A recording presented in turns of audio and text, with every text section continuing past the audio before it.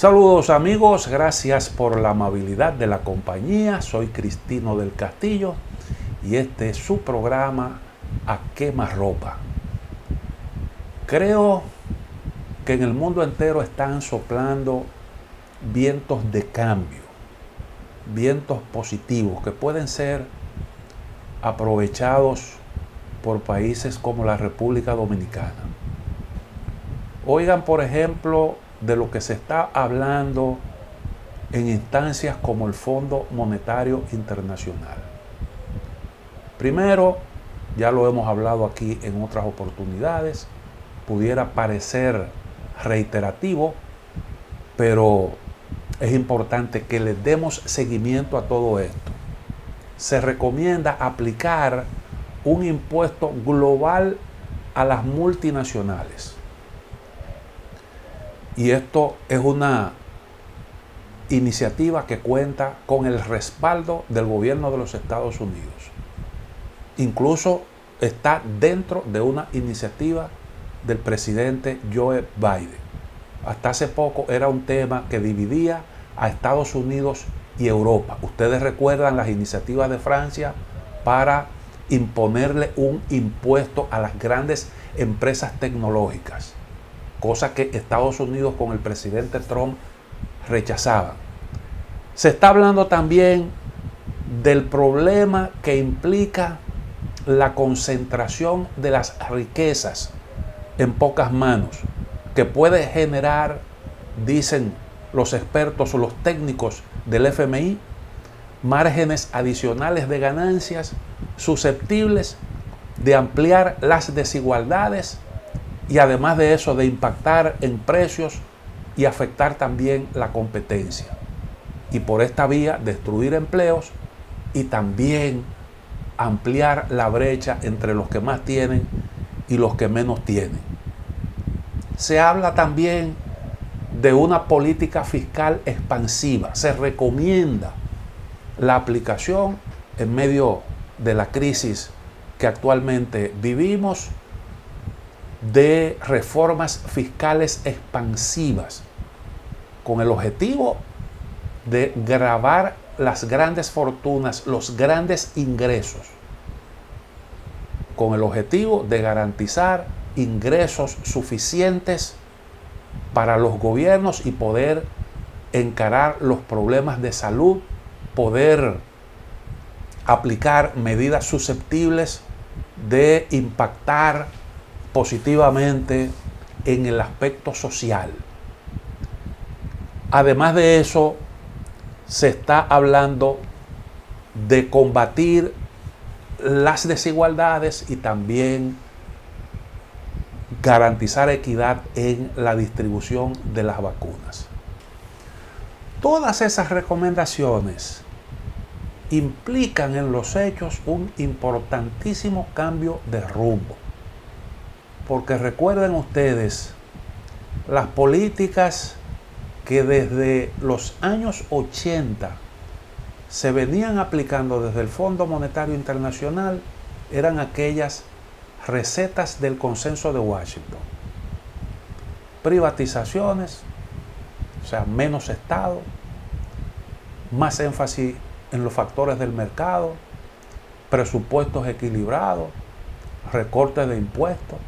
Esas eran las políticas, las recomendaciones que se hacían o las imposiciones que hacía el Fondo Monetario Internacional, aprovechando muchas veces las dificultades de los gobiernos para hacerle frente a sus compromisos externos.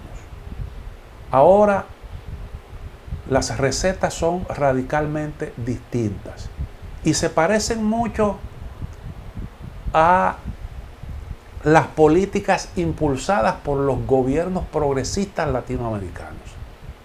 Esas políticas que se calificaban entonces despectivamente de populistas y que consistían en distribuir mejor los ingresos, lo que pasaba por reformas fiscales progresivas, la imposición de más impuestos a las ganancias para conseguir los fondos suficientes y poder aplicar políticas sociales inclusivas. Ese era el gran pleito que generaba grandes oposiciones por parte de los gobiernos, por parte de instancias internacionales, por parte de representantes del poder local. Échenle un vistazo a lo que ocurrió, por ejemplo, en Argentina. Ustedes recuerdan, para poner un solo ejemplo, la gran discusión alrededor del tema de los impuestos a las agroindustrias argentinas, a las poderosas empresas del campo argentinas, y que provocó tantas protestas y que la oposición aprovechó para sacarle un gran capital político a eso. Esas eran las discusiones.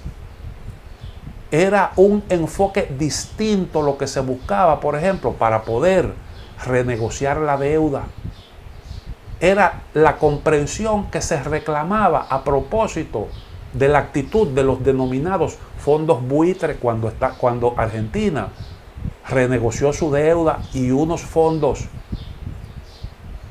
todopoderosos, insaciables, hicieron imposible que Argentina pudiera aplicar los esquemas de renegociación de deuda que se habían inventado los propios organismos internacionales, y todo por razones políticas. Eso mismo fue lo que se intentó hacer en Ecuador. Recuerden ustedes los esfuerzos de Correa por introducir nuevos gravámenes a la riqueza y por sacar de los intersticios oscuros de los paraísos fiscales los grandes capitales, incluyendo los capitales de ese señor Lasso, propietario de un banco offshore. Esas eran las discusiones entonces. Y eso precisamente ahora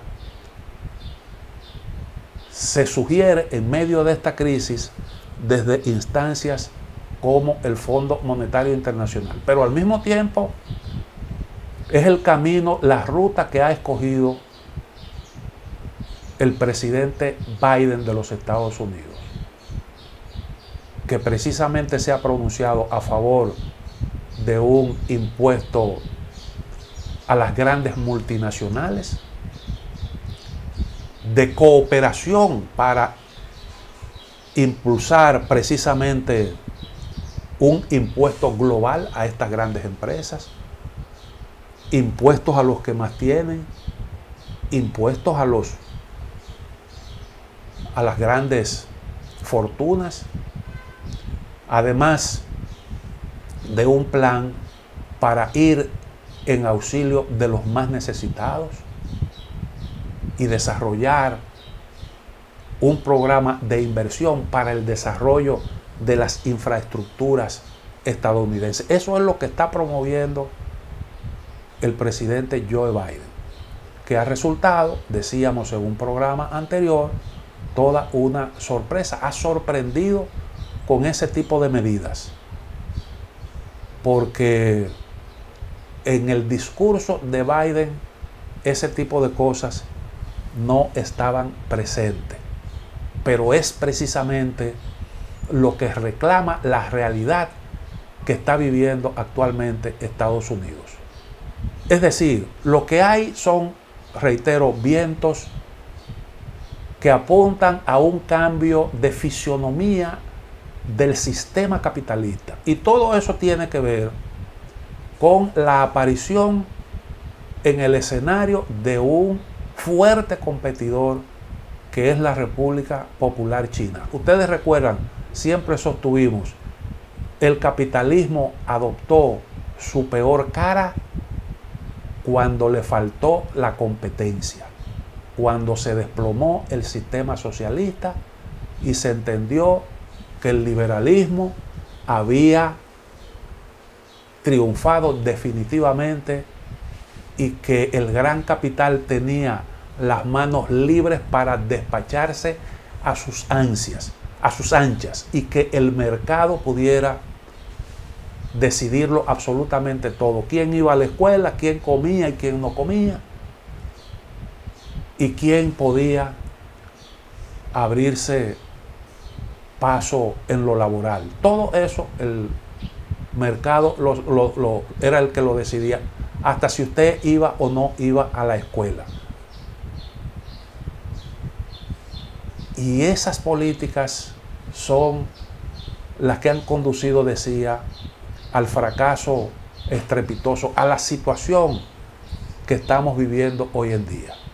Y entonces, en aquel entonces desapareció la competencia, ahora reaparece un gran competidor, y en medio de una situación de crisis, entonces el sistema capitalista intenta adaptarse, intenta cambiar su rostro para estar en mejores condiciones de dar la batalla.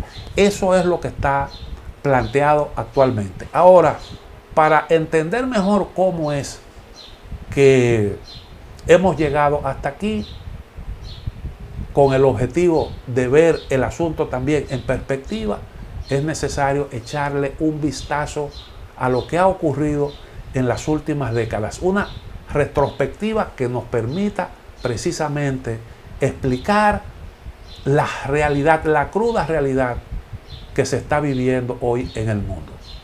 Permítanos antes hacer una pequeña pausa.